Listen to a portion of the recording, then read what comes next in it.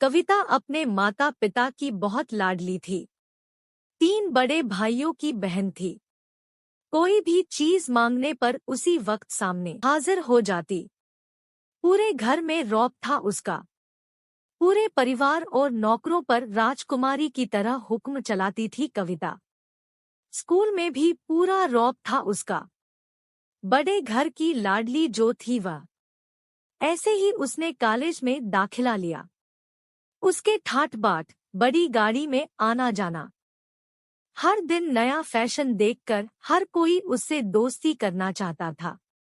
थोड़े ही दिनों में उसके बहुत से दोस्त बन गए। पूरे कॉलेज में उसकी अपनी ही एक पहचान थी। इन दिनों उसके घर एक रिश्ता आया। खानदानी लोग थे और पापा की पुरानी जान पहचान थी उनके साथ।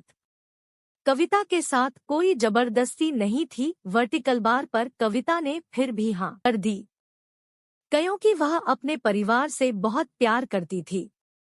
वह जानती थी कि वह लोग उसका अच्छा ही सोचेंगे। लड़के का नाम राज था। राज काफी पढ़ा लिखा और समझदार लड़का था। ससुराल वाले भी बहुत अच्छे थे। ससुराल में कविता की जगह वैसी ही थी जैसी कि मायके में। कोई भी कार्य कविता की सलाह के बिना नहीं होता था। सबकी लाडली बहू बन गई थी वह। फिर उसके घर एक बेटे का जन्म हुआ। राहुल कविता को जान से प्यारा था। पोता पाकर ससुराल वाले तो फूले नहीं समाते थे। कविता कभी कभी सोचती कि उसकी किस्मत कितनी अच्छी है। उसका हर अपना उसे कितना प्यार करता है। चाहे जीवन में कैसा भी समय आए, मेरे अपने हमेशा मेरे साथ है। मैं कभी अकेली नहीं हो सकती। कितनी खुशकिस्मत हूँ मैं। पर शायद कविता की खुशियों को उसकी अपनी ही नजर लग गई थी।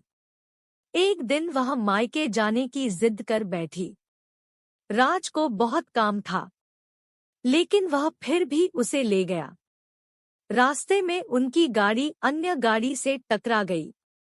कविता, राज और राहुल बहुत बुरी तरह से जख्मी हो गए।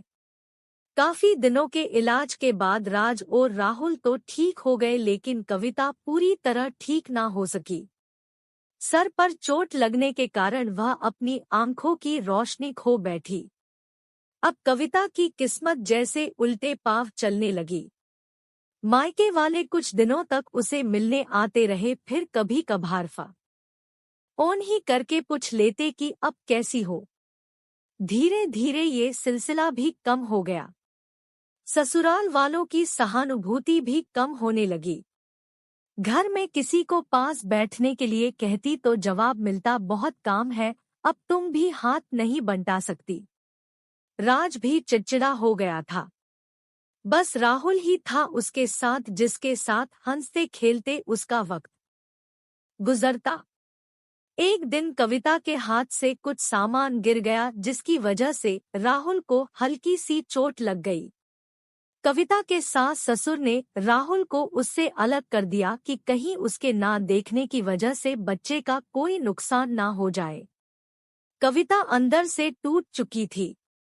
एक दिन उसने सबके सामने मायके जाने की इच्छा रखी तो राज उसे तुरंत मायके छोड़ आया, जैसे कि वह भी यही चाहता था।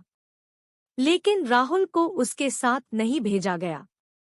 कविता कभी राहुल से दूर नहीं रही थी, पर अपनी कमी के कारण उसने ज्यादा बहस नहीं की।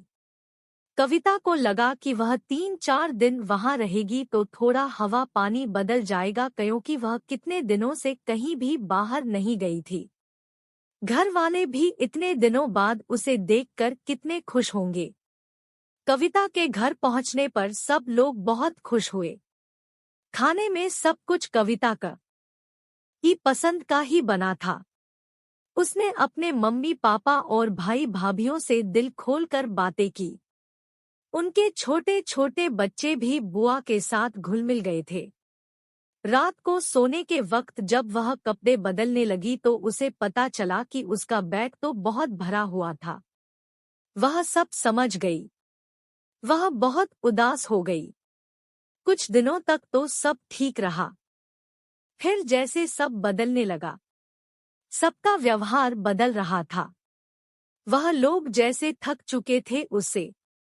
सब लोग घुमा फिरा कर पूछने लगे कि राज कब आ रहा है उसे ले जाने। वह बहाना बना देती, जबकि वह जानती थी कि उस घर में अब उसके लिए कोई जगह नहीं। कविता से चलते वक्त कुछ ना कुछ नुकसान हो जाता। थोड़ी बहुत टोका-टाकी उसे सूंघ आई देती, वह टाल देती। एक दिन उसके हाथ से लगकर एक कीमती फूलदान टूट गया। छोटी भाभी ने बहुत हंगामा मचाया। कविता के माता पिता रोज रोज के झमेलों से तंग आ गए थे। उन्होंने राज को खुद से फोन कर दिया। राज कविता को अपने घर ले गया। कविता को अपने परिवार वालों से ये उम्मीद ना थी जिस कविता के कहे बिन घर में एक पत्ता भी नहीं हिलता था। उस घर के लिए वह अब बोझ बन चुकी थी। राज के साथ ससुराल आते वक्त वह बहुत खुश थी, क्योंकि वह अपने घर जा रही थी, अपने जिगर के टुकड़े राहुल के पास। परंतु यह खुशी भी कुछ पल की ही थी। सारा बंदोबस्त पहले ही किया हुआ था। कविता को सीधे ऊपर वाले कमरे में पहुंचा दिया गया। राहुल से दूर रहने की सख्त चेतावनी दी गई। एक कांवाली लता को उसकी जिम्मेदारी सौंपी गई, जो उसके खाने पहनने जैसी जरूरतों का ध्यान रखती। कविता ज्यादातर चुप ही रहती। कभी कभी कांवाली लता से थोड़ा बतिया लेती। उसके जरिए राहुल का पता चल जाता। सबकी लाडली बेटी और बहू सबके लिए लाडली से बोझ बन चुकी थी। ऐसे ही मजेदार वीडियो देखने के लिए कृपया हमारे YouTube channel @Geeta voice story को सब्सक्राइब करें। धन्यवाद।